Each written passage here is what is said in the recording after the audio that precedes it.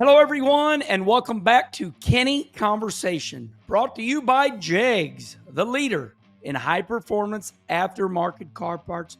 Remember to go to jegs.com for anything you need to fix your everyday vehicle up or your hot rod. You're looking at another Hermie, everybody, one of my best friends in life. We share the same name, great race car driver. He can do it all. He really can. Hermie Sadler. Hermie. Kenny, I can't tell you how long I've waited for this opportunity. And my first question is, who the hell is going to translate this so people across America can understand what the hell we're talking about? You have the most wonderful accent. I love it. And can you believe somebody with my accent had almost 20 years of television? Well, you're good. You talk good. You're a mature man, but you're right on my level too. So that means you can fit in anywhere. Look, I'm like you, Kenny. I can be in the boardroom with the billionaires, with the Fortune 500 companies, and I can wash dishes with my cooks at Faux Show, whatever it takes on a daily basis. And I love your videos. I really do. All your videos with your daughter, Haley, as you call her, Haley Drew. Haley Drew. Your dishwasher over there at Faux Show and your restaurants and Victory Lane restaurant. Hey, before we get going, I need you to straighten something out for me. Let me hear it. Years ago, I think I was in West Virginia, and I was running my dirt car, and local news came to me. We were promoting, I think, maybe Beckley, West Virginia, and I said something. I would say, well, excited to be here in Virginia. And the man stopped, put his camera down. He goes, Kenny, it's a really big deal between Virginia and West Virginia. Yeah. So I do agree with that. But is there still a little civil war going on between Virginia and West Virginia? If it is, it hadn't reached to Emporia, where I'm at. I love the Mountaineers. And a lot of people from West Virginia come over. And, I tell people all the time, Kenny, I have lived two completely different lives. I had my racing life that you had, and now I've got a completely different domesticated life. Where in my second life, we're in the petroleum business. So we have convenience stores and truck stops, but I also sell fuel. And I sell fuel to a lot of the construction projects going on around, Virginia, whether they be solar panel projects or Dominion Power doing projects, all these things. And a lot of the workers come over from West Virginia.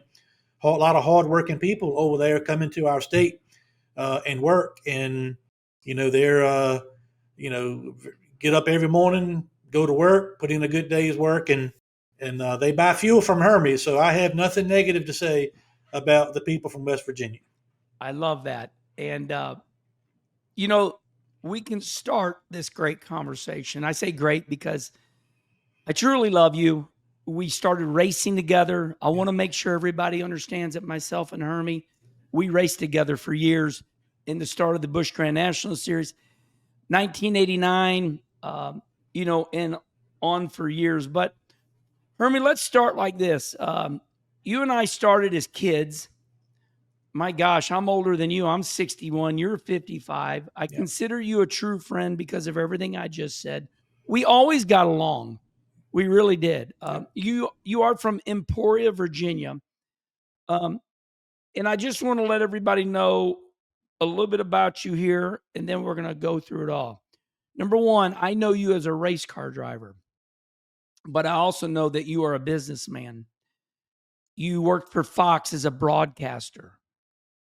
You tried your hand in being a politician. So I want to start in your home area. Let's start like this. I looked you up. Your real name is Herman. Herman Marion Sadler III. So as I told you before we started taping, it took them 3 times to get it right. I love that. Got it right. Yeah. My dad, luckily, is still around. He's 83. Comes to work most every day in the afternoon, still comes in. He's got an office here. And although he's mellowed, he's still he'll, light my ass up every now and again when I need it. And Kenny, you'll be happy to hear my dad walked in yesterday and stuck his head in here and he said, "Hey, do you still have Rick Hendrick's number?" I said, "Yes, sir, I do." I said, "What do you want, Daddy?" He said, "I want a BMW M8 convertible." And he's 83 awesome. years old. And I said, "Is this a midlife crisis?" He said, "Call it whatever you want, but call Rick and see." So I'm like you, Rick doesn't communicate with everybody, but No. I text Rick within 3 minutes. He called me back. And, "Hey, Hermie, I miss you. How you doing? What do you want?" I said, "Rick, you're not going to believe it, but my dad wants I don't know why, and it's none of my business why, but he wants a BMW M8 convertible. Who can I call to get him one?" And he connected me with the manager at one of his BMW stores in Durham, and that's in process. But my dad, we're third generation. My sister and I, as you mentioned, we purchased the assets in the stock of Sadler Brothers Oil Company from my dad about 3 years ago. My dad took over when my grandfather, who actually started the business, got killed in 1973. My dad was 29 years old when my grandfather, his dad, got killed. And so my dad, I give him a lot of credit.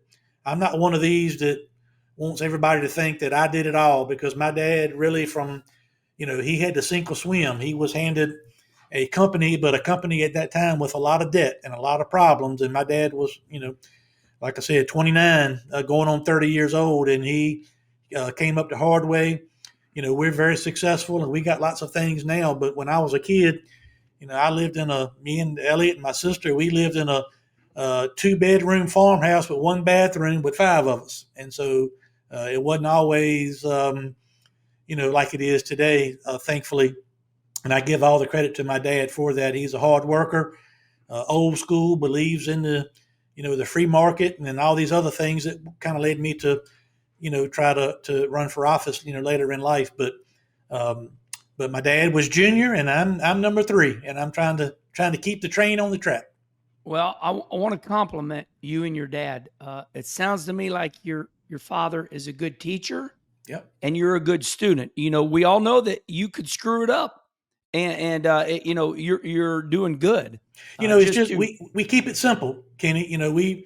We have convenience stores and truck stops, and we sell fuel to farmers and loggers and all the true American patriots that I think sometimes get overlooked, on the importance that the truck drivers have going up down the highway, and the loggers and the farmers. But my dad, and I do the same thing. You put in an honest day's work, you charge people fair prices and give them good service. And it's really no magic in the retail business. It's, everybody has access to fuel, and pricing and is similar, but it boils down to relationships and service and customers and that kind of thing. And it's always been that way with us, with my dad. And, even when I was racing and doing TV, I was still involved in the family business. My wife and I, while we were, and I'll go ahead and say, it probably wasn't this way for you, but Kenny, I made way more money doing TV than I ever did racing. And, for those years, my wife and I did some commercial real estate projects. We built some convenience stores and leased them to the oil company and all that when I was doing well doing that. And I'm so glad now that I did that, because now I'm involved with Sadler Brothers Oil Company, and now my wife and I own a lot of the convenience store properties that we built when I was out on the road busting it, like all about too. And so it's all kind of come full circle that I have some commercial properties that are leased to the a sister company, and my sister and I are doing it, and it's hard work. This being in the petroleum business, we kind of we've had people in Washington up until about a month ago that were trying to do away with the fossil fuel industry. So we've had a lot of fights and battles on our hands to try to save our business and our livelihood, and we're working hard to try to do that. Well, a couple things. Number one, I want you to know that I show this to everybody every time we do this. 2 pages of notes for Hermie. You see, you don't need all that. Me and you can talk for 6 hours. Well, we can. And you know what I'm going to do? You see the first page? I'm going to put it at the back. Yep. Because I had Sadler Brothers Oil at the back, and we're just going to stay right here. Then let's talk racing later. Yep. But I do want to say this about you and your wife. Years ago, when I was in NASCAR, you and I are hustlers, so we raced, we did TV, Yep. we give speeches, we do whatever it takes. But I was saving my money at an early age, and my wife said to me one day, she said something to me. Kim said, "You're always putting so much money away. You're strapping us for cash." And I looked her in the face and I said, "Honey, you're going to thank me one day." Yeah.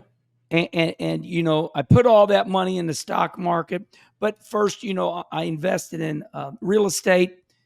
So I just want to say that, wow, we share the same nickname, but we've also kind of been down the same path. You're telling me you saw a vision years ago, Yeah. and now you're reaping the rewards. You know, you never know. Sometimes you plan things and they work out, and sometimes it's just, you know, there was a time from the, say, early to mid 2000s to, you know, around 2010, and you were involved in some of this, but there were weekends when I started doing TV. I'll give you an example, and I was talking to my wife about this last night when I told her I was going to be on with you, and I look back now and I'm like, I could never do this now, but a weekend for me back in those days would be, okay, I remember being in Des Moines, Iowa, doing TV for a truck race on Friday night. Truck race gets over. I go back to the airport. I get on the NASCAR charter plane that all the crews fly on. Flew back to Concord, North Carolina. Got there like at 3 o'clock in the morning on a Saturday morning. Went directly to the airport in Statesville, North Carolina. Got on the DEI charter plane and flew to Loudon, New Hampshire that same day to do TV race day before the show. We used to do with you. Yep. Then during the race, I did DirecTV Hot Pass. Oh and my then God. after the race, I would do the post race show with all you guys. Hustling, so, man, hustling. Yeah, I mean, but I'm telling, I would be up from Friday morning at say 6 a.m. in Iowa and go to, you know, and then I would do PRN radio on Monday. I would do John Boy and Billy radio on Tuesday and get back home on Wednesday and Thursday and leave again on Friday. And started all over. But, you know, I don't say this in any kind of bragging way, but those days, Kenny, I would go on a weekend and make 30 grand, you know, for a weekend because of the way Fox paid us to do the shows. Yeah. And then Hot Pass and then PRN and all this. And I never made that kind of money, you know, racing. But I you know, I had a wife and 3 daughters, and one of my daughters is special needs and things. And so we started pretty early on, you know, what can we do that's going, you know, that I can control? I'm not, you said you do the stock market. I don't do that because, no offense, I'm not going to invest in something that I don't know the people running it. So Good point. We just started building convenience stores, and we'd lease them back to the company while my dad was still active in the company and doing all that. And I've got 3 houses and cars and put my kids through private school and all that. I did all that like you did, Kenny, busting my ass. You know, people want to say now, all the Sadlers, you know, they got money and they got that. But I was out there digging just like everybody else. And so I'm not ashamed of it. And, you know, I paid for all my houses and my cars and put my kids through school and doing exactly what I just told you on any given weekend, doing 4 and 5, you know. And that was really when it came to the end for me for TV, Kenny, 2019. One of my favorite people, and I know one of your favorite people too, is Steve Craddock. Yeah. So we started talking about, you know, what the future was going to look like at Fox Sports. And Steve came to me in as nice a way as he could, and he said, Hermie, the way we've been paying y'all, we can't pay like that anymore. We got to do an all-in lump sum, $2,500 for a weekend. And I said, Steve, I love you. Thanks, but no thanks. I'm not doing that. You know? I agree. So, that's why I quit. They used to pay us that amount of money to do a qualifying show. Yes. You know, and so, but I never looked at TV work. I know we're getting off the oil company thing, but I never looked at TV work as work. I've always looked at it like, Hermie, we're paying you to travel and be gone from your family. And that's what they did. And that's what, so you can't put a price tag on that. So I just want in on the, you know, we're going to pay you per show to we're going to pay you an all in. I said, y'all can get plenty of other people that would be willing to do that and probably deserve an opportunity and can live on that kind of money. But, just like racing or doing TV, when you turn that faucet off of money, there's certain things you can live with and certain things you can't. But I had obligations, and I couldn't fulfill my obligations based on where Fox was headed with the weekend TV help that they were doing. And I still love Steve Craddock. I talk to him often, and but the way they were restructuring at that time at the end of 2019 wasn't going to work for me, and so that's why I decided to come back home and start my second life, as I said earlier. Yeah, let's just take a number. You and I were 45, and they were wanting to, we were being paid as if we were 45 years old. Yeah. Then they offered us 17-year-old money. That's right. As if you're 17. And I don't begrudge them. They had a business plan. Look, they were good to me. Yeah. I'm gonna just tell you. I mean, like I said, I go all weekend, do all this stuff, and I'm like, when I first started, I'm like, y'all gonna pay me $2,000 to do a 30-minute practice show? Okay, Yep. So look, they were good to me. But in any business, especially the bigger companies, when they start cutting expenses, they start at the top. They cut right across the top, and the people, and I, me, you, John Roberts, Wendy Venturini. We were making good money. Good money, but the shows were great because, look, I loved Kenny. Kenny loved Hermie. I loved Wendy. I loved John. I loved Kyle Petty. I didn't care how much Kenny was making. I didn't care how much Kyle was making. You and I, as far as I know, until this show, have never talked about money in any way, shape, or form. So I didn't care. Kenny, it's a free market. I love it. Whatever Kenny's worth, if he's worth $2,000 more than Hermie, that's great. Roll with it, And Kyle Petty, sure, his last name is Petty. He deserves more than me. Have at it, But I was worn out prior to that. Before 2019, I remember being in a hotel one night at trying to think, may have been Canada for the Mosport race one weekend, and my oldest daughter Cora was a cheerleader at UNC. So she was getting ready to cheer in the NCAA basketball tournament for the Tar Heels. And my youngest daughter, who is now playing college softball, she was playing travel softball in Myrtle Beach. And I was sitting in a hotel in Canada. At 8 o'clock at night going, what the hell am I doing? It's lonely. Me too. Me too. I was in a hotel by myself, and there for years doing the truck races. I was on the road with Rick Allen and Phil Parsons and Michael Waltrip and people I had a lot in common with, and we had fun. We went to dinners and we played golf and did all that.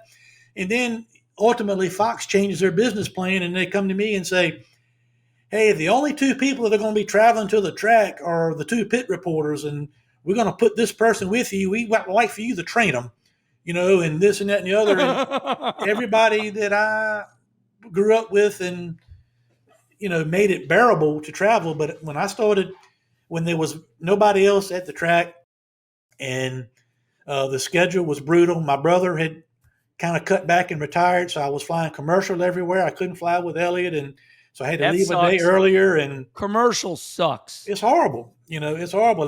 People think when they look at race car people and TV people, glamorous TV job. Okay. But I'm sitting at a hotel by myself in a room, 3 and 4 nights a week. And it finally got to a point where it became about money for me. It became, if I'm not going to make what I think I deserve to be out here, I need to go, and I want to go watch my daughter play ball. Cause that's my youngest daughter, Naomi, when she signed her scholarship to play ball, she looked at me while we went to signing with all the people there. And she looked at me in front of all these people and said, Dad, if I sign this scholarship to play college ball, are you coming to my games? Oh, wow. Because I missed all of chorus cheering. And when they were little, I missed all the dance recitals and all the ball games and the T-ball and all that. I remember chartering a plane from Darlington one weekend. I was racing in the Southern 500. They had a dance recital Saturday night. I chartered a plane, spent $5,000 to fly back to Emporia to watch my girls in a 3-minute dance and a dance recital, then fly back. But I just decided because of where I was in my life and with what the money was going to be. I just needed to change directions in 2019. And Kenny, since I've done that, it took me about one race to realize that Fox could have a TV show without me, and NASCAR was going to drop a green flag without me. Once I got over that, I haven't looked back. So 1984, Jake Elder was the crew chief and I was the car chief. And I had not started racing until 1986. But in 1984, I leave St. Louis. I go to Charlotte. I'm a car chief. Jake Elder looked at me and he says, boy, in that Southern accent, he says, they going to start this race with us or without us. Yeah. And at an early age, I realized that the show goes on. Sure does. And boy, I tell you what, in another cliche, you can get in a helicopter or an airplane, you look down and everybody looks like ants. Mm-hmm. So, to stay humble, as soon, you got to have confidence, but you cannot think that you're going to control a whole network. Especially nowadays, these networks are firing the top people like left and right. And I'm telling you, I'm lucky in that I have some people that I know that you know too, that you're friends with, that are still doing TV today, making Larry probably like, 25% of what they were making 15 years ago. But not that they have to, but I have plenty to fall back on, I guess is what I'm saying. I had a business and things going on here that I could easily fall back on, that I needed to be here for and all that. So I didn't labor over it a whole lot. I was fortunate. I said, lucky to do what I had done. I'm healthy. I'm out. And I've been perfectly content, and really have never been happier, because all of my Cora is now married. I now have my first granddaughter, about 15 months old. And of course we have Haley. She'll be with us forever, which I love. But my family is here. My kids are here. Everybody's here. I see them every day. Cora now works here in the office for me. She does our payroll for the company. So I see her and my grandbaby every day. And I look back now and I don't regret it, but I don't know how I did it, to be honest. So I want to tie these two together. You're the owner of Faux Show Bar and Grill, and I like that, Faux Show. Let me tell you how that name happened. Faux Show. Some of your people, you may not recognize this name, but if there are people, I went to school at UNC. Yeah. So known for its basketball program, but there was a guy that played basketball at UNC that later played on some of the championship teams for the Chicago Bulls. And it wasn't Michael Jordan, but it was a guy named Scott Williams. He played center for UNC, and he played on like 3 national championship teams for the Bulls. Scott was a friend of mine, and he lived out in Scottsdale, Arizona. So one of the weekends that I was in Phoenix, I was racing the Busch race, or the Xfinity race, and doing TV that weekend. But I got done with the Busch race on Saturday, and I was driving from the racetrack after the race. I was going to meet Scott Williams and Charles Barkley in Scottsdale to play golf. And in the process of this, my wife and I had built this restaurant, and we were trying to think of a name for the restaurant. So every time I pulled up something that had Hermie Sadler in it, somebody had already bought the rights to my name ahead of time and wanted me to have to pay them to release my name back to me. And I said, well, look, I'm not doing that. My name was attached to a porn site. So John Force. If somebody went in and did HermieSadler.com, get ready, because here we go. They're going at it.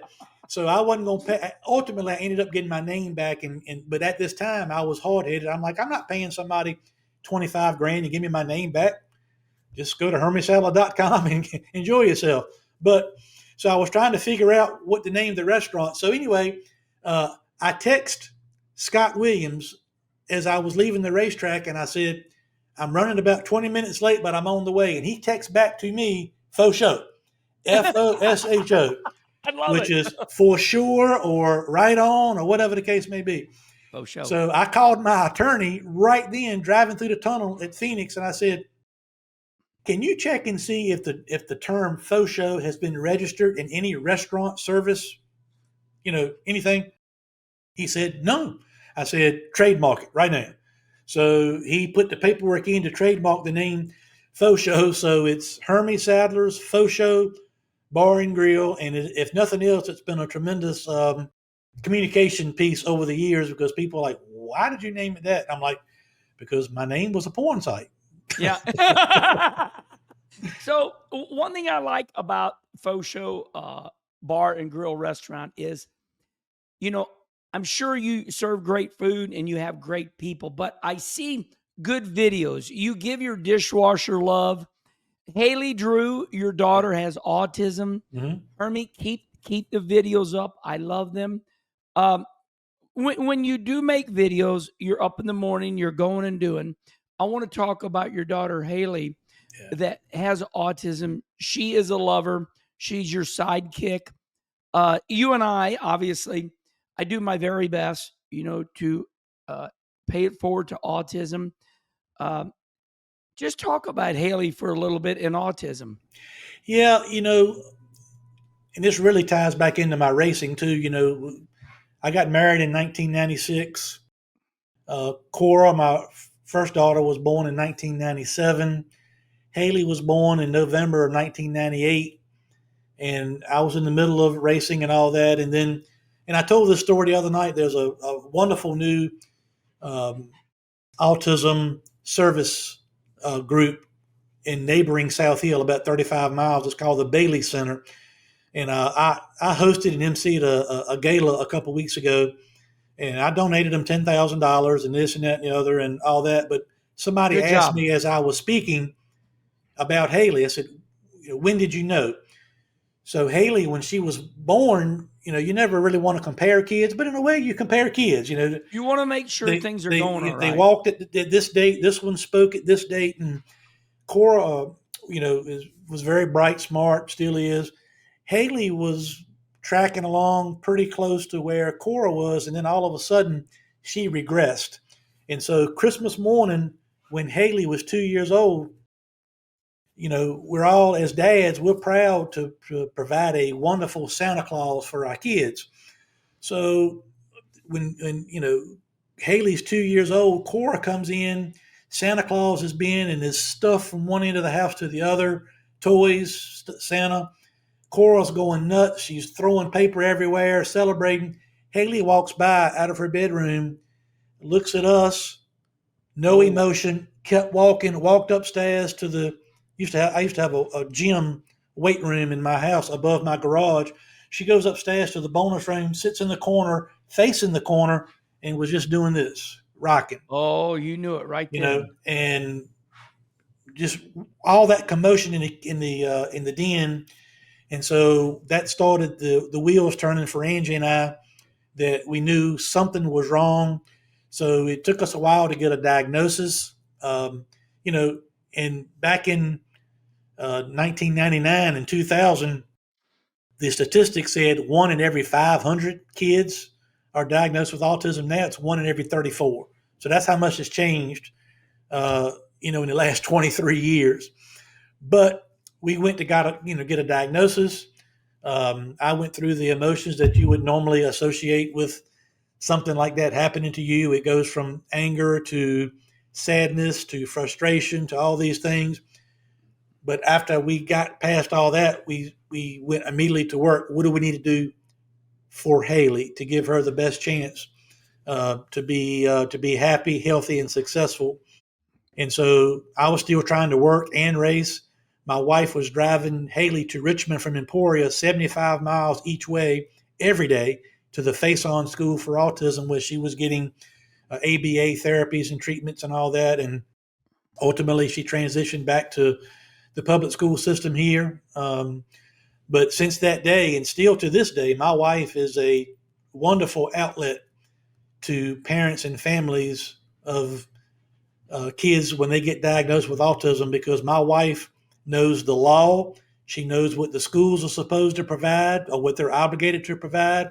She knows how to do IEPs, which are individualized educational programs for special needs kids. So everybody around here, when they're getting ready to go to visit a school or a principal or school board or whatever, they call my wife, because Angie knows it all.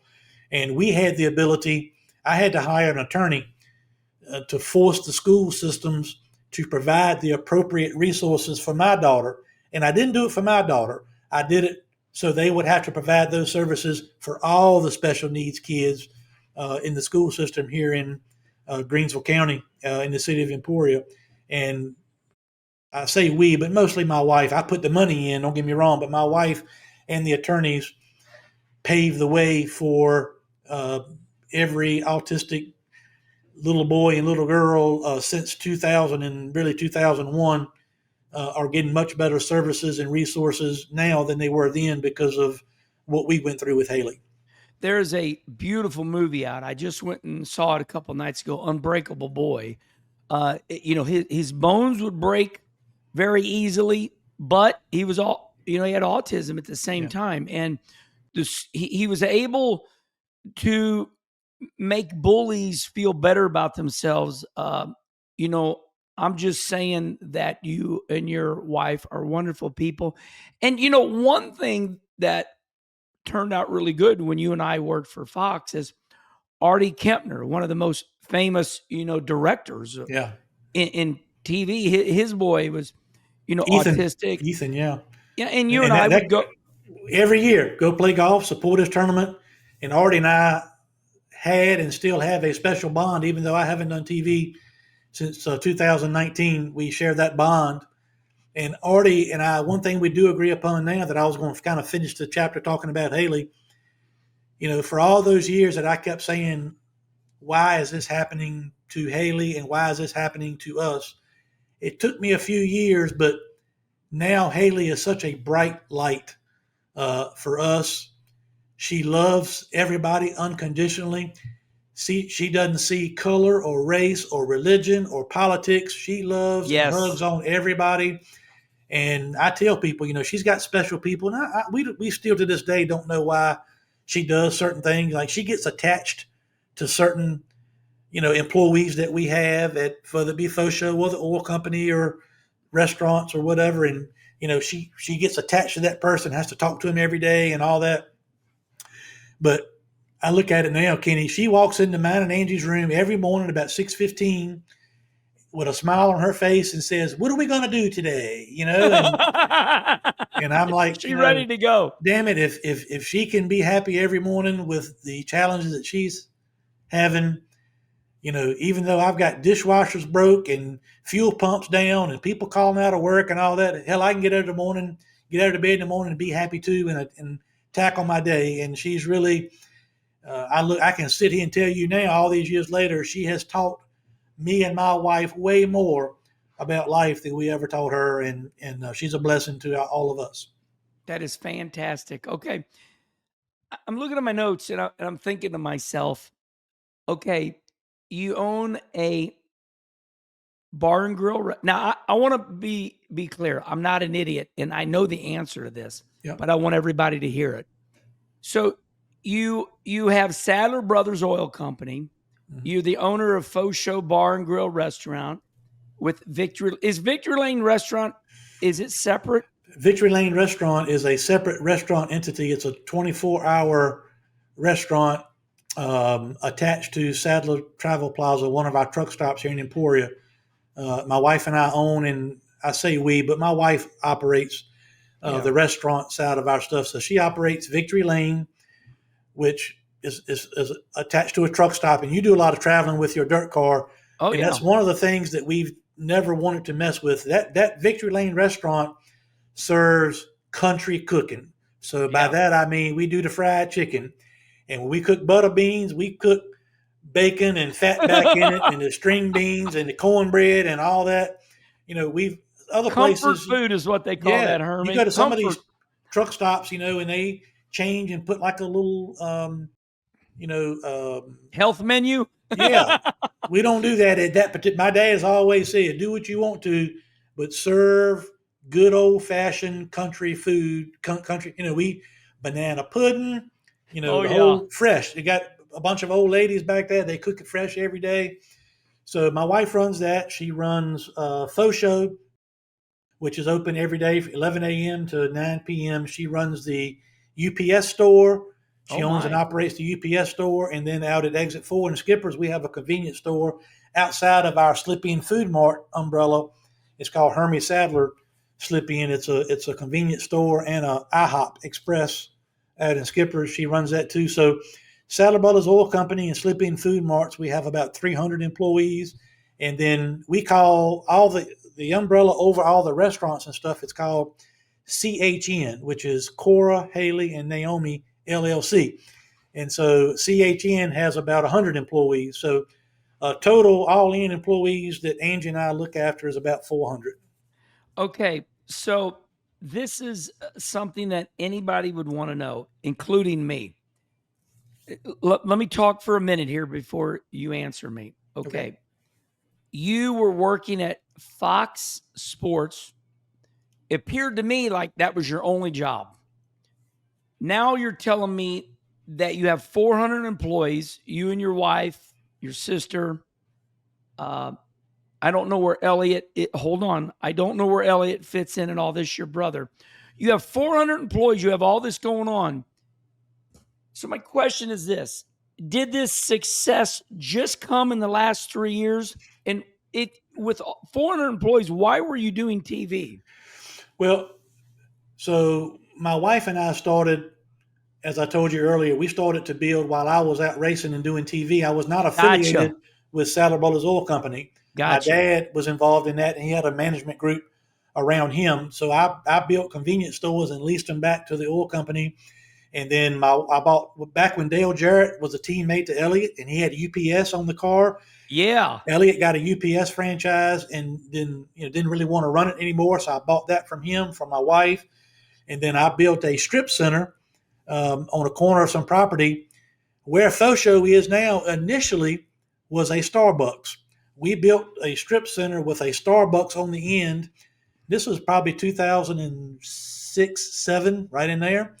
While I was doing all this other stuff, we built a strip center, built a Starbucks on the end with a drive-through, did a 15-year lease with Starbucks. 15 months into a 15-year lease, Starbucks comes in and says, we're closing 1,000 locations, and we're doing it by the last 1,000 that we opened up. So I had to negotiate a lease buyout with Starbucks. So that's when we decided to put Fosho into that building. Right there. I'll be darned. So now we've got Starbucks, Fosho, which used to be Starbucks, and then we got the UPS store. And then on the other end, we've got a Five Guys Burgers and Fries on the other end of the building in Emporia, and a Five Guys Burgers and Fries in South Hill. So, man, you're not afraid. I like how you. I guess to answer your question, to not be confusing, what changed since 2019 was once I knew I was going to be here, all day, every day. My sister and I went in and bought Sadler Brothers Oil Company from my dad. Yeah. So the day-to-day operation of that really, although I was involved in it before 2019. I really, from an ownership standpoint and being responsible to making sure there's enough money to bank to make the payroll, started in 2019. Okay, so hang with me for a minute. Okay, we assume most people listening are racers. I want to get to your political office run. I want to get to this wrestling. I want to get to NASCAR sending you an alumni hard card. And I want to get to your thoughts on NASCAR today. But Hermie, we got to go back.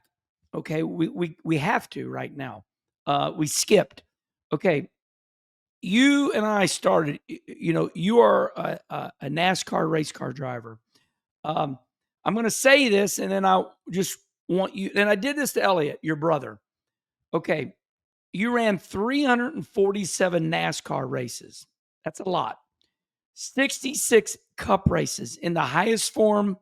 You and I kind of grew up in it, so it's like, oh, it's just a cup series. Yeah. But anybody in the world is like, you ran 66 NASCAR cup races. That's the highest form of motorsports in America. You ran 266 Xfinity races. You ran 15 truck races. And early when I raced you, you were fast. Yeah. I mean, you were a hell of a competitor. Had a good team. When I say that, when I just rattle off your stats, and I know that was this other life, but go with me for a little bit. Yeah. Yeah. For a minute, please forget about your life right now. Okay. You became popular because you were a NASCAR race car driver and you were on Fox Sports. Tell me about this 347 NASCAR races. Yeah. Well, I grew up, my dad never raced, but he owned late model dirt cars. So he owned the car. And so we started going to the to the racetrack at a very early age. A bunch of dirt tracks around here. And so we grew up around it, my brother and I both. I started racing go-karts in the mid 80s, 83, 84, 85. I won the World Karting Association Championship in 1988.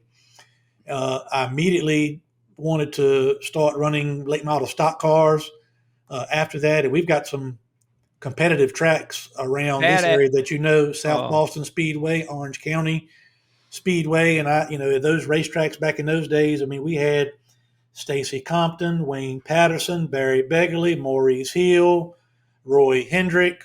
You name it. And how I knew those guys were good, they were good every Saturday night. But when you go to the big races at Martinsville, Curtis Markham, I'll throw him in there. Yeah. When we went to the Martinsvilles and the Volusias for the big races, all the guys I raced against every weekend were up front everywhere. Yeah. The first late model stock car race I ran, rented a car from Emmanuel and Butch Zervakis at Stock Car Products. Man, what a name. Emmanuel Zervakis. Emmanuel Zervakis. He had a very, almost like a petty blue color 01, because he had a white 01 back before those days when Jeff Bodine used to drive for him. But I rented a car from Butch Zervakis and Emmanuel and started racing at South Boston, and then started going to Orange County and other places and doing all that. And then really got my break in 1992. I think I won 5 races at South Boston, finished second in points. But Don Beverly happened to be at the race just watching. And we ran, you'll know what this is, but I'll explain to the fans. We had twin 100s that night at South Boston. So we qualified. We ran 100 laps. I won the first race. They inverted the top 8 for the second 100 lap, and I was fortunate enough to win the second one as well in that one night. Badass. Best night I had ever. That was hard to win. And so Don Beverly happened to be at the race that night and walked across the track, and we started talking. And this was 1992, about the midway point of the year. And he said, "Would you have any interest in driving for me in the Busch Grand National Series?" And of course, I said yes. So we started talking. It didn't all happen that night, but we started talking. And then on top of all that, I made a deal with Tommy Ellis. So the first Busch Grand National race I ran was in like the fall of '92. I went to Orange County with Tommy Ellis. And you talking about a piece of work. Tommy and I went to Tommy's house. We worked on the car all week, and we laughed and joked and rode all the way to Orange County. But once we got to the racetrack, he turned into Tommy Ellis, and he didn't speak to me no more. He was, Tommy, very, very competitive. But I ran a couple races with him, and ultimately, of course, we ended up making a deal with Don Beverly. We went and got sponsorship from the Virginia Tourism Corporation. We had Virginia's for Lovers on the car. You sure did. And I did that for 93 and 94 and kind of got my career started that way. What's Tommy Ellis? Is his health okay? He's doing better now. I haven't, I still talk to Bobby King, who was my crew chief. Great crew chief. Back not only with Don Beverly, but the first couple of years that I kind of went on my own when DeWalt reached out to me, Bobby came with me. But Bobby and Tommy are still very, very close. They work together. They restore old cars, even do some light carpentry work together, replacing roofs on houses and all that. And, Tommy at one time owned a bunch of, several car washes and things around Richmond. But him and Bobby are still very close, best of friends, and still work together. Like I said, I talked to Bobby. Bobby's had some open heart surgery maybe about a month ago, and so I talked to him more during that period of time just to check on him. But I don't see Tommy that much, and I don't see Don anymore. Unfortunately, as happens in racing, Don back in those days was also a drag racer, and we went together and got this sponsorship money, and then we got off to a good start in '94. I got Rookie of the Year in '93. We finished like 4th or 5th in points in '94, but about halfway of the season, you would know, you could see it too. I started to see the funding going away. We weren't spending money, and we didn't have the tires we needed, and we could just see it. And ultimately, Dover in the fall of '94, I remember I finished 2nd or 3rd, and I got on TV and just on a whim decided I was going to say,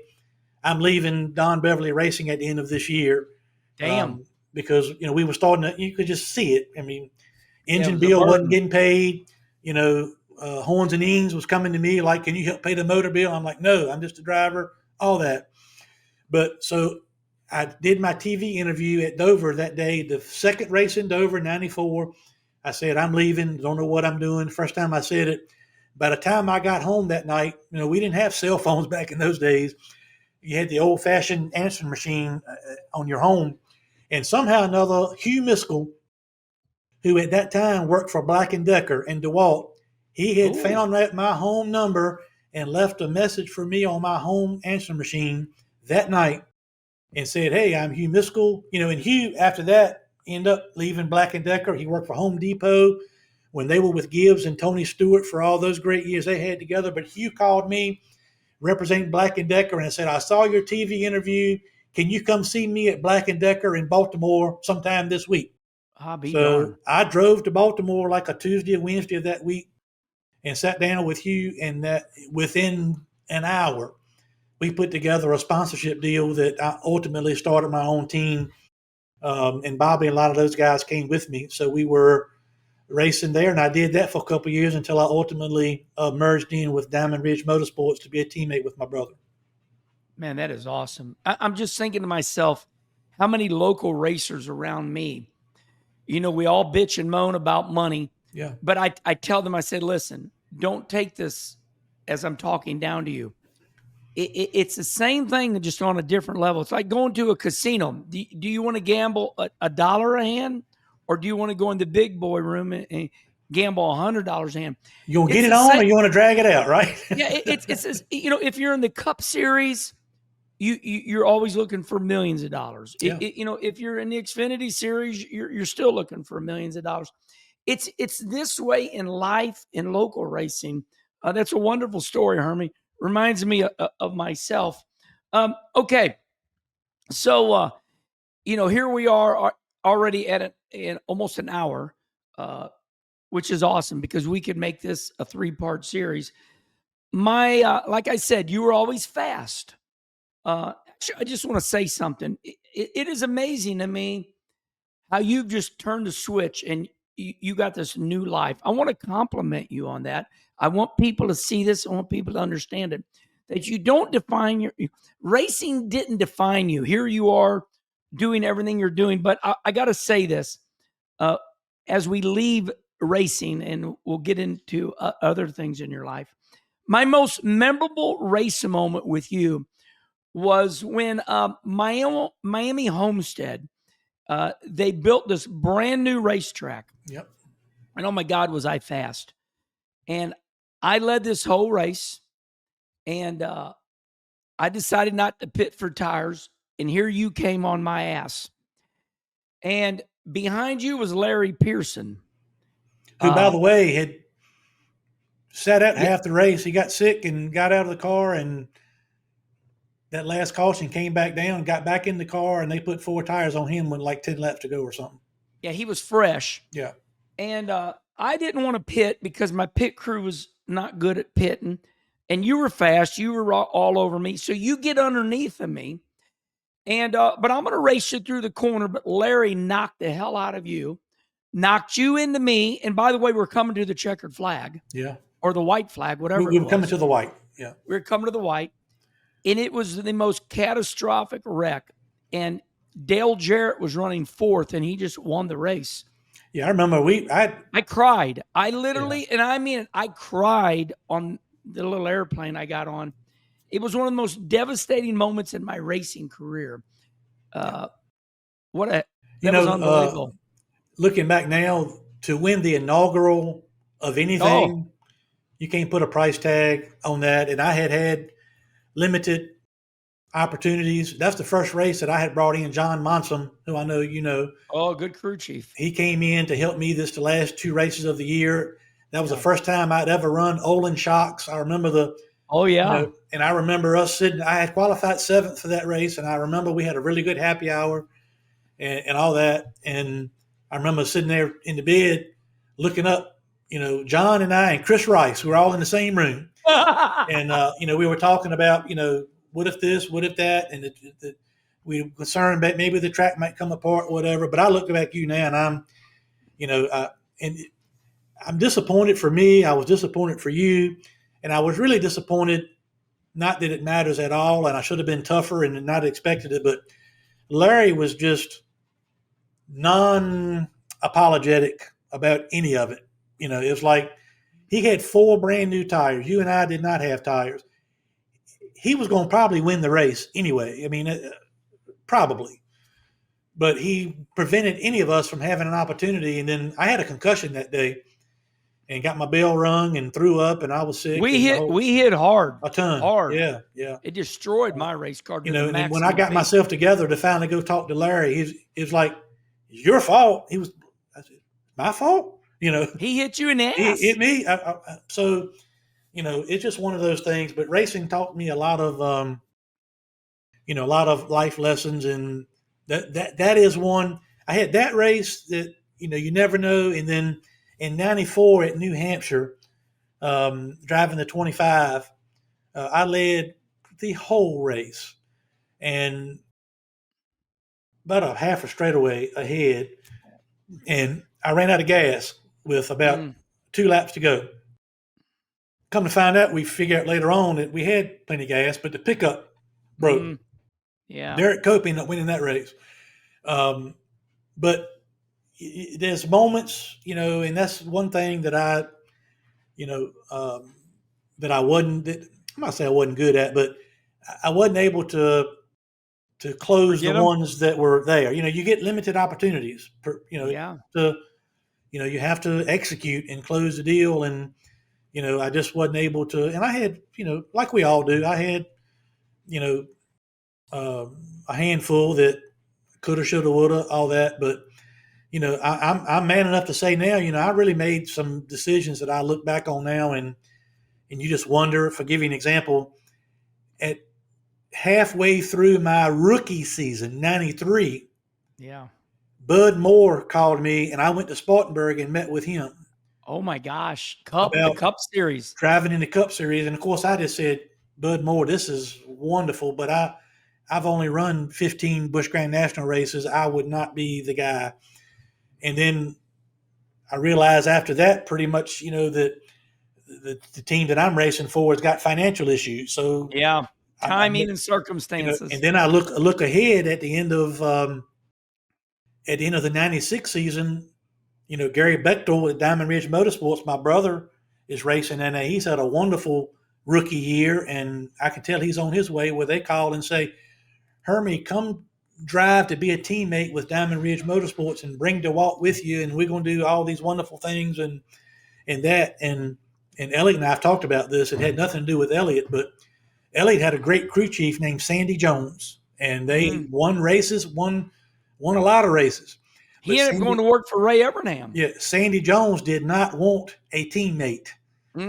So it made that situation, and it was a strain on me and Elliot for a while, because we weren't, they were getting this and we weren't getting this, and they were getting that. B&R Automotive, built the engines for them back in the day. It never worked, and I tell people this story now because Gary Bechtel, his family's billionaires, the Bechtel Group, the Bechtel. Yeah. Oh yeah. He came to me. First thing he said was, "Don't worry about your sponsor. I got plenty of money. We're going to race as long as we want to. Don't worry about it." That's awesome. But after 2 years, when we start struggling, not running very good, and, DeWalt is unsure about what they're doing, Gary says, "We're spending a lot of money not to get the results we want." And I'm like, Here we go. What happened to the don't worry about anything? I got billions of dollars. We'll do whatever we want. And so I look back at some of those things now, and I wish I had chosen a different path, a different way. But, my optimism, I always thought I can fix anything. I can make anything work. Then I went and drove for, that Rick Goodwin, that crazy Toys R Us Team Bristol guy that Kevin Grubb was driving for. And I ended up having to pay all the bills for that. And I think he's in jail somewhere now. And then, I go to all these other things, and I can do this. We had some gangsters back in the day. I can make it work. I can, I tell my wife, I said, if I could just collect 50% of the money that's owed to me, not even by word of mouth, by contract. Yeah. I really could retire. And same with me. But I learned a lot of lessons, and the biggest setback, like 2000, 2001, I had car dealerships back in those days too. And I provided a car to The Rock, Dwayne "The Rock" Johnson. He drove a car for me in exchange for doing TV commercials. Well, he comes to Homestead to watch me race in 99. And then all of a sudden we cook up this idea that we're going to start a race team together. And so we work with WWE, and The Rock at that time was climbing. He was going to be a superstar in wrestling, but he certainly was not the movie star that he has later become. But we go through, sign all these papers, and I bought a building and some cars from Joe Bessie. He had that power team car. I did all that. Well, all of a sudden, one day out of the blue, I get a call from an attorney representing WWE, and they tell me, Dwayne Johnson is not going to participate in this team with you. Do not talk to him anymore. And you're holding the bag. And I'm like, what about these documents? They said, come after us if you want to. But that was Vince McMahon and WWE. Yeah, what are you going to do? I didn't have millions of dollars to pay his lawyers to shuffle paper. And, so I had to go, and I had about $800,000 worth of investments that I had made. And my God, it's just all these things that, I know. I mean, but when you want to race that bad, you know how it is. Like, I can make it work. I can fix it. I can do it. But my racing career, because of some of these turns that I made, and I was trying to do too much, when I had my cup team, and I was booking the flights, and I was booking the hotels, and I was working on the sponsors, and I was picking up race cars and picking up motors and trying to, and then, I made that deal, when Michael Waltrip came in with the Toyota deal, he struggled out of the box, and they were missing races. And so I had gone to Robert Yates. The one thing that when I knew my racing career was going to be dying down, the one thing that I had never done was racing the Daytona 500. I went down in the fall of 2005, and I met Robert Yates at the Waffle House at exit 36. And I said, Robert, before I give up, I want to race the Daytona 500, and I can't do it without you. And so he made a deal with me. He said, hey, here's what I'm going to do. Because Elliott and Dale Jarrett were teammates at the time, or in that period with Yates. They wanted to go to Talladega and test, but you know how drivers are. They don't want to go to Talladega and test. No, it's boring. So Robert says, if you go test the 88 and the 38 at Talladega for 2 days, and let them gather the information they need, I will give you a car and lease you an engine for Daytona. Oh, boy. So basically what I did, they took 3 cars to Talladega, and I stayed in there for 3 days testing. And that's a meticulous test on a speedway, as you know. I didn't have the dial tack. I had a digital tack that I had to watch all the way around the racetrack. Here's what it's doing. How much wheel input. So Gary Beveridge was the aero guy. So basically what happened when we got done with that test, the 88 had a car, the 38 had a car, and the third car was going to be mine. And Talladega that fall, Dale's on the pole, Elliott second, first and second. And then when I went to Daytona the next year, I qualified 24th on speed, which locked me into the Daytona 500. Which awesome. I would never have been able to do had I not done that. And we were running top 20 and blew an engine with about 10 laps to go. And so you look at the stats, and Hermie finished 40th, but it was pretty good. But it was better than that. Yeah. But what I was getting at is, Michael came to me with Aaron's. Aaron's was not only sponsoring Michael, but they were a huge sponsor of TV and Talladega. And Michael comes to me and he says, dude, we're having a hard time qualifying for races. So here's what I want you to do. Will you put Aaron's on the car? And if you qualify, we'll pay you X amount of dollars. So I was going to some of these races, Kenny, as you know. Yeah. The exposure to go and to lease an engine and to buy tires, 40, 50 grand, even if I had everything else, it was going to at least cost me 50 grand out of pocket to go. So I would go qualifying for these races. I remember being on the grid at Atlanta trying to qualify, and there was 60 cars for 43 spots. Always. So if I don't make the race, I pay all these bills on my own and come home. And if I make the race, I get the money from Aaron's and the purse money. You talk about pressure. And I look back now and I'm like, Hermie, you're an idiot, because you put your family and your finances and everything on the dashboard, on the line. You were young. I wasn't scared of nothing, but now I'm scared of that. I'm not scared of racing necessarily, but I'm scared of the financial harm that I would do to my wife and my kids and so I could never. I look back now and I just didn't care. I wasn't scared. I did it. And I look, because that Daytona 500, I ended up making the race, getting money from Aaron's. It worked out fine. But if I had not made the race, I probably would have spent $300,000 to $350,000 and got nothing in return. And that was very irresponsible on my part at that time. You are incredibly nervy.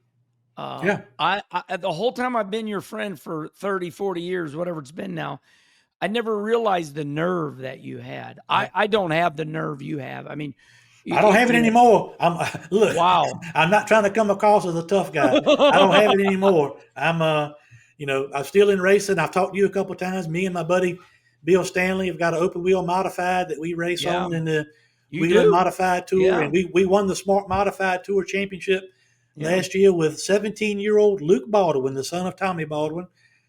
Drove us to a championship, and Bobby Labonte has won 4 or 5 races for us. Ryan Newman drove some races for me. We won the first race back when they reopened North Wilkesboro Speedway. So that is my enjoyment now. And I took this line from, I mentioned earlier, John Boy and Billy, because John Boy and Billy have had a 35 or 40-year career in radio.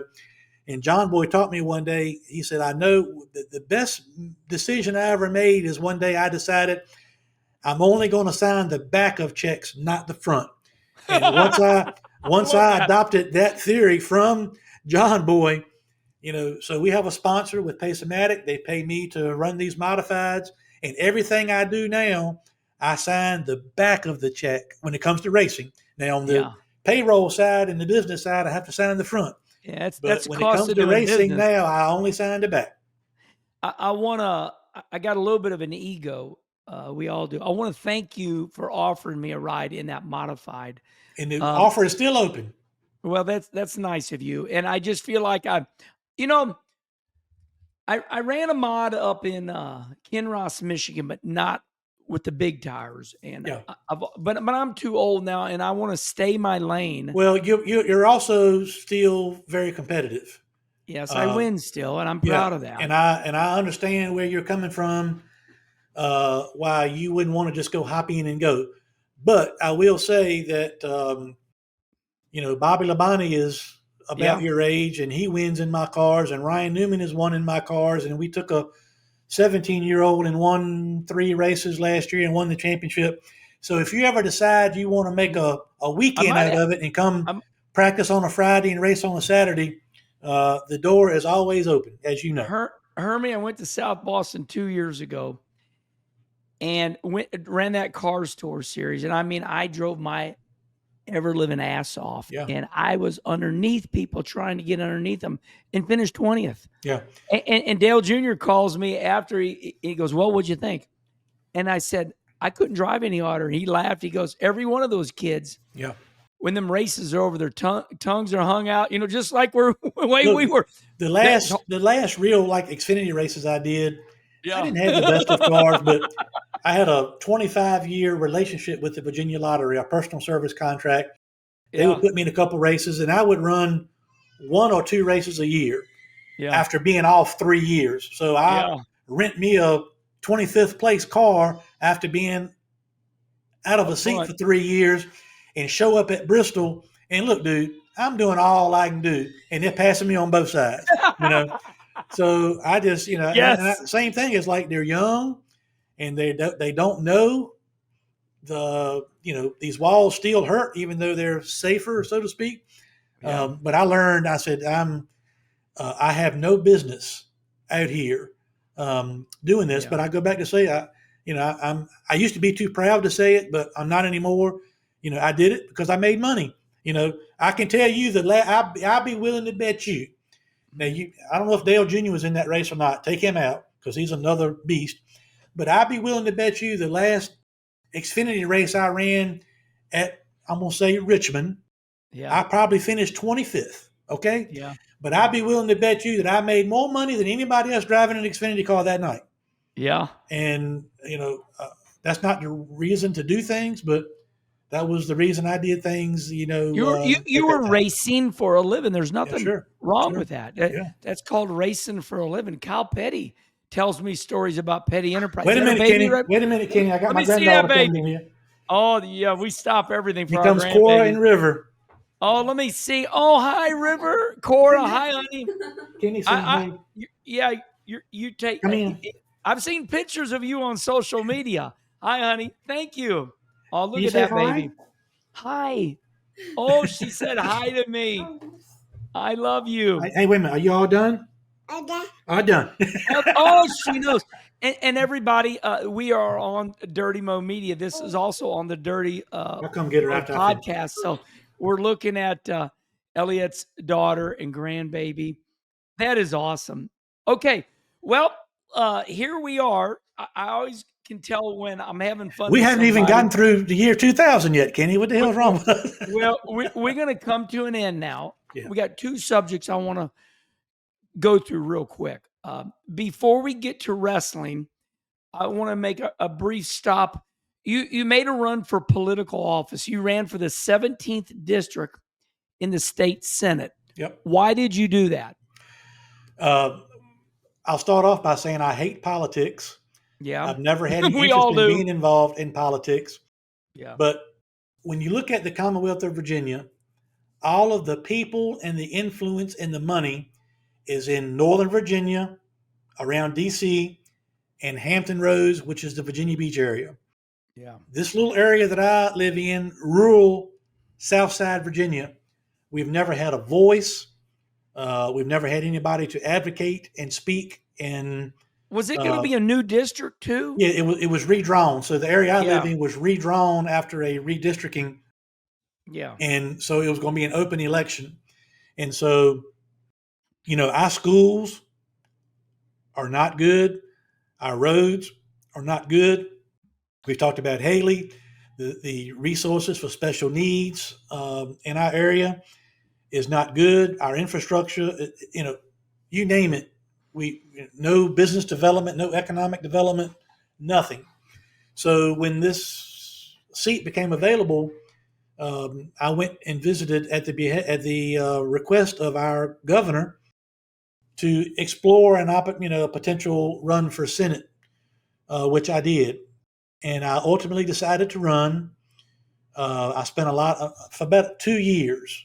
Yeah. I put my life, my business, and my family on hold again after I did all that for all the years we just talked about to go out because I really felt like we were in trouble as a state, as a community, as a nation. I really felt like somebody's got to go over in Richmond and get all these people in a room together and talk about the issues and how can we fix them. And so my race got really close. And then they called me back. The same people that had asked me to run called me back over and went to have a conversation. And they're like, okay, so can you guarantee us you'll vote this way on this issue? Here we go. Said, no.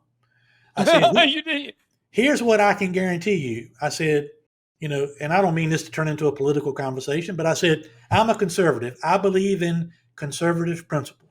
Okay. So what you can count on me is that I'm always going to legislate and vote conservatively. But my number one concern is going to be what's in the best interest of the constituents that I have in Southside Virginia. Not Northern Virginia, not Hampton Roads. I'm here to be a voice for my area.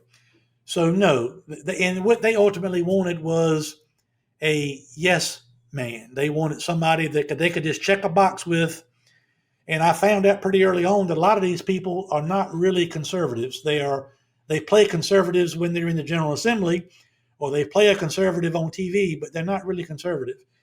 And so once they realized that I was going to be a free thinker and I didn't want their money, I didn't want any of that. I was going to, do what I thought was in the best interest of the people that I was representing.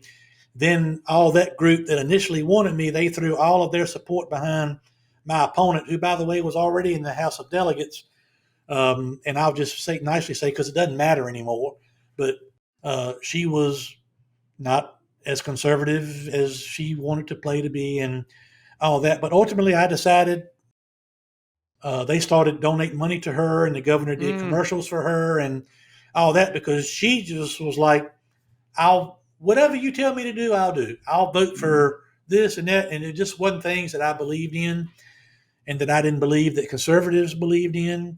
And if you're going to be a politician, just so you can sit in a nice chamber and go to cocktail parties, that's not what I was interested in. And ultimately, I was not successful, but I look at it now and I'm glad I was not successful, because I could not have operated in that type of environment with all I'm going to just say a cuss word so you can get ready to hit the beeper, all the bullshit. I wasn't going to do that. Yeah. Wow. I kind of knew that, but what an amazing story. So I don't regret it, because I learned a lot, and you learned a lot. I opened up a lot of people's eyes to really what politics is all about. And it's all about who's got the biggest check. They install people into those seats so they can count on your vote, because they were redrawing a district. They wanted that one to vote the way they wanted to. That's right. And these people vote on both sides of the aisle, believe it or not. And I just, I got kind of, got tired of all that before I even really got started. Thank you. That was incredible. All right, let's end on a good subject. I find this highly entertaining. As I've known you, and you've talked to me, and you've shared, some of your wrestling friends with me. All right. Now, you've done so much. I think the one thing that I am just in total, I've learned so much about you. You are not afraid of anything. And I think all your fans in the NASCAR racing world have learned that you are one hell of a businessman. So when I study you, here's what I see. You started with Total Nonstop Action Wrestling, United Wrestling Federation, Global Force Wrestling, Hermie. I mean, you promoted the hell out of wrestling. Tell me this passion for wrestling. Well, most of that was, I'll get to that era that you're talking about. It was mostly tied together because one of my best friends back in those days and still today is professional wrestler Jeff Jarrett. Yeah. Jeff and his family, you and I, for the 30 plus years we've been out, I used to call it the NASCAR circus. Yes. we meet a lot of famous people, and we get to go to a lot of neat places and go to the clubs and do all that. And while I may want to call some of these famous people my friends, they're really and truly just acquaintances. Right. But Jeff Jarrett and I became close in the early 90s. We're close in age. We got married close to similar times. We both have 3 daughters, similar in age. Unfortunately, Jeff's first wife, Jill, passed away with breast cancer under the age of 40, which was a very difficult thing. But I've been friends with Jeff. So I go back, I told you, in like 1996, WWE sponsored me a SummerSlam car. I ran Bristol with it, with Ed Whitaker. We did all that. my friendships in WWE started because there were two referees. They were twin brothers, Dave and Earl Hebner, probably the two most famous professional wrestling referees ever. They live right over here in Richmond. Dave, unfortunately, he passed away, I'm going to say about a year and a half ago. Earl is still alive, still good friends. He comes to watch Naomi play ball in Richmond, all that. Started with friends with them. Then I ended up, as I said earlier, I was given a car to The Rock to do commercials for me. And amazing. And then I made friends. Stone Cold Steve Austin and I are friends. We still chat. He used to come to the races at Texas Motor Speedway and hang out. And Shawn Michaels' son used to run Bandoleros at Texas Motor Speedway. I used to go help them do all that. But my closest friend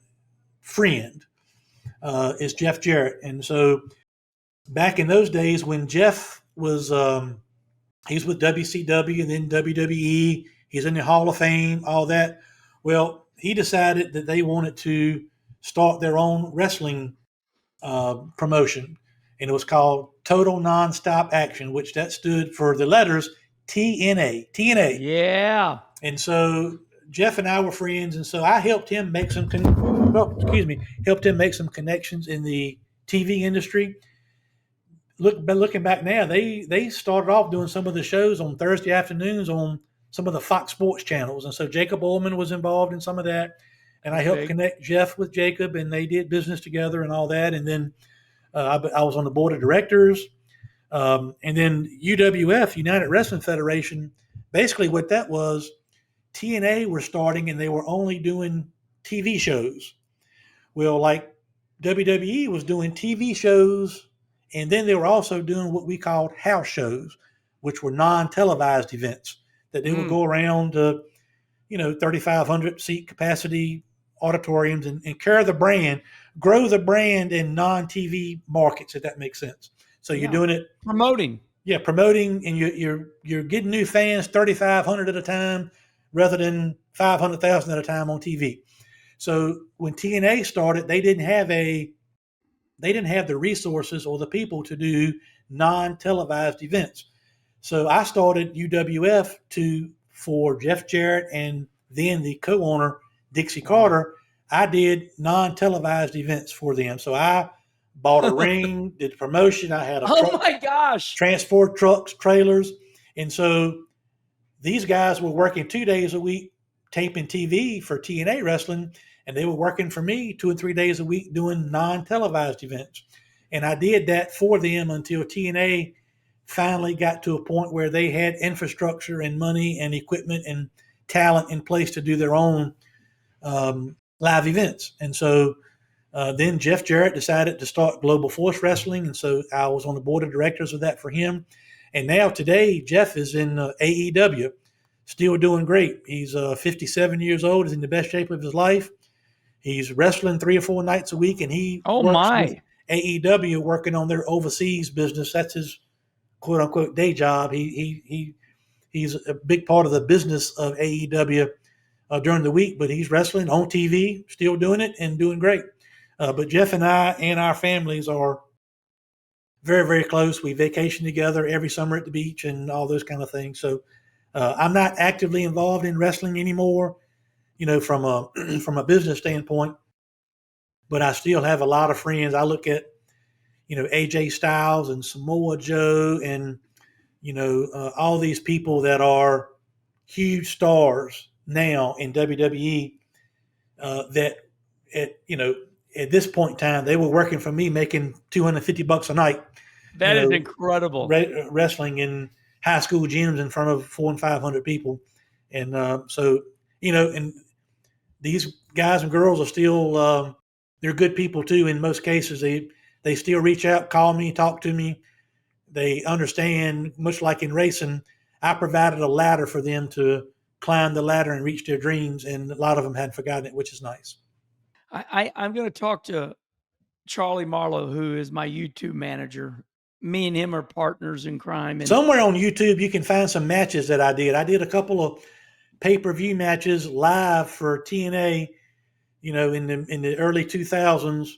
So if you look hard enough, I know I wrestled Ron Killings one time. Oh my gosh! Well, I think my title for this Kenny conversation is the incredibly diverse Hermie Sadler. Yeah. So this is a good segue. You could say diverse or desperate. Look, my gosh, when you have a wife and 3 daughters, you go to and work. you're providing for them, you find a way, and that's what go to work. I find a way. Okay, and now we come down to the end. 2 things left.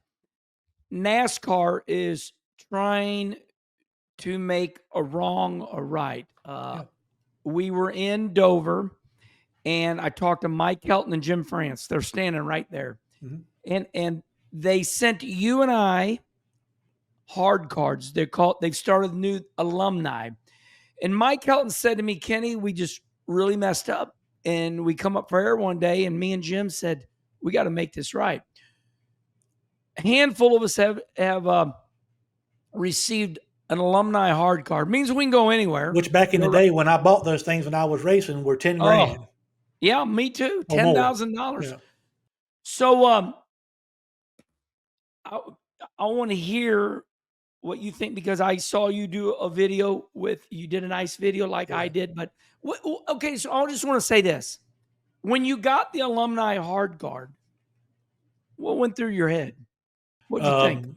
Appreciation, first of all. Yeah, right. Because look, I'm been very open and honest about this. I didn't accomplish in my racing career what you did on the track. I didn't accomplish in my racing career what Rick Mass did. Now, when you look at my whole body of work between the racing and all the 20 years of television and all the people, so I understand.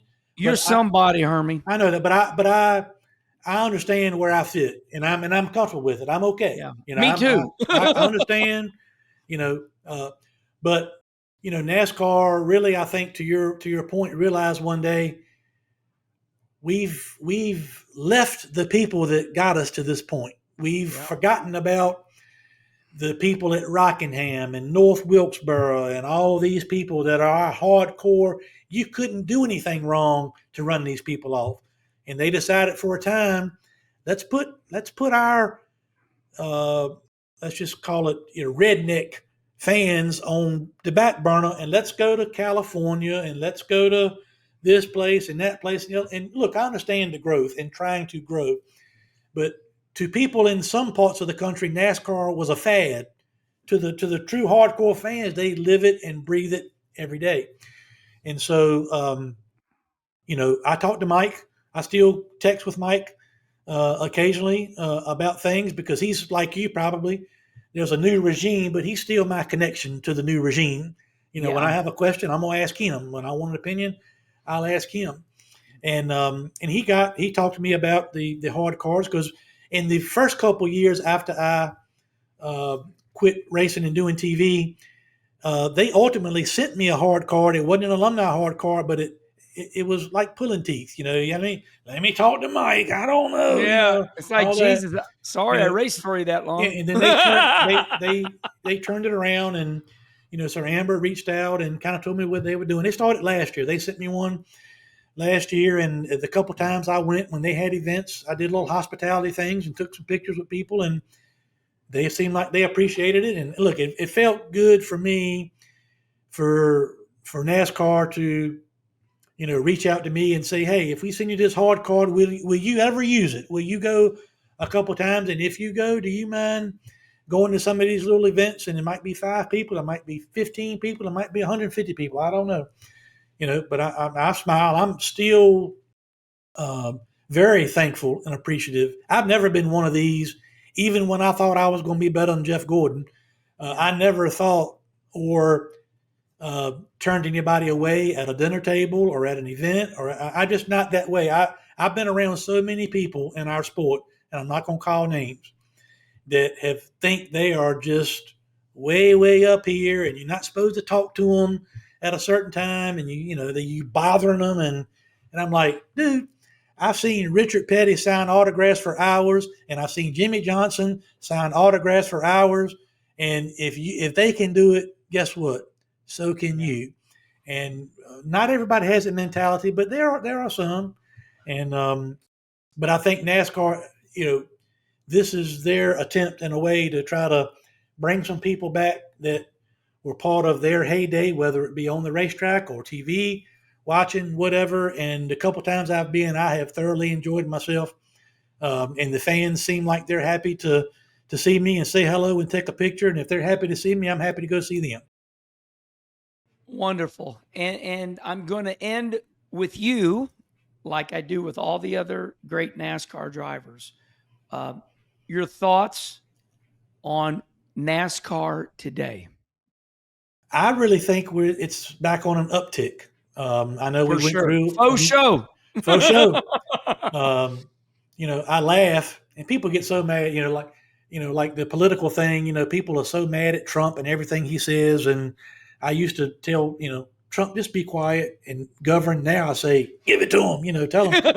You've seen the movie. So all these people that told me on social media 5 years ago that they were never going to watch another race, they're always tweeting me after a race about what they didn't like. I'm like, I thought you quit watching 5 years ago. What happened? Yeah. And I've learned you can't argue with these people. But I think NASCAR has listened.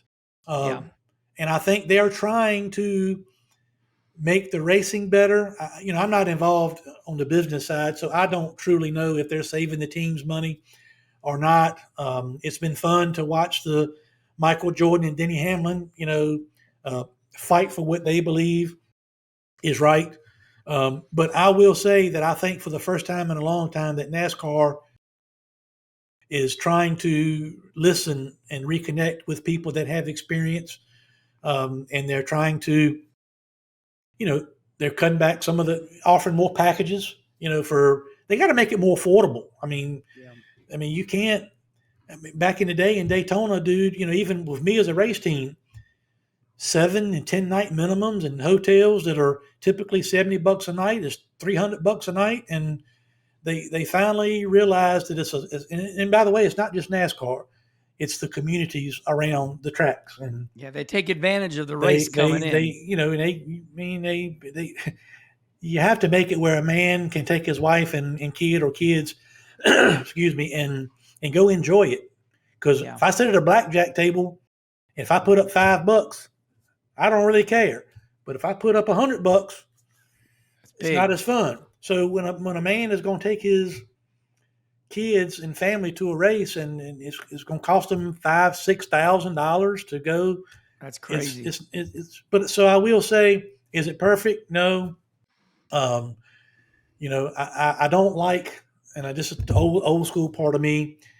I think it's too hard to find the NASCAR programming on different platforms and things for average people. I'm not a technology guru, as you can tell. It took me a long time to figure out how to talk to you on this. You figured it out. I like for the Xfinity deal, I think it's great that all the races are going to be on this network. Xfinity, it's CW network. Let's do it. I do have some personal frustration and hear from fans sometimes that, I never would have thought 15 years ago that there would be a practice or qualifying session going on for a Cup Series race weekend that you couldn't find on a major mainstream cable station. Yeah. And so I know this is 2025 and I got to get with it and all that. But, all the people that we're just talking about don't have Roku sticks or whatever you got to have to get all that. Roku. Yeah, whatever. That's great. So, but I do think NASCAR has realized that we don't have to ignore this fan base to attract this new fan base. We can do it. We can do it all if we do it the right way. And I think they finally have learned that. Hermie Sadler, you were wonderful. And listen up, everybody. You can find this over on Dirty Mo Media Podcast. So I know you want to see, boy, doesn't he look good? Hermie, you look good, buddy. I say you look like George Clooney a little bit. I'm eat up with looks and personality. I know it. Thank you for being on Kenny Conversation right here, either on YouTube or on Dirty Mo Media Podcast. Hermie, Kenny, you can call me any time of day, any time of night. And we're brothers. If I can do it, I'll do it. You know that. And I appreciate you. And I appreciate what you do too. You could have you still give back and do things that you don't have to do. And I know it and I see it. And I know a lot of other people do it too. You're entertaining and people love you, and for good reason. So I'm always blessed to call you a friend. I remind everybody every once in a while, I am retired, I'm good to go. Yeah. But as Clint Eastwood just said, sign the back of the check and not right, the front. right. And this is part of don't let the old man in. Stay busy. That's right. All right, everybody, there he is, my dear friend, the great Hermie Sadler. And one thing we learned is, oh my gosh, is he still getting it done and doing it all? I learned a lot. Until the next Kenny conversation, we'll see y'all later.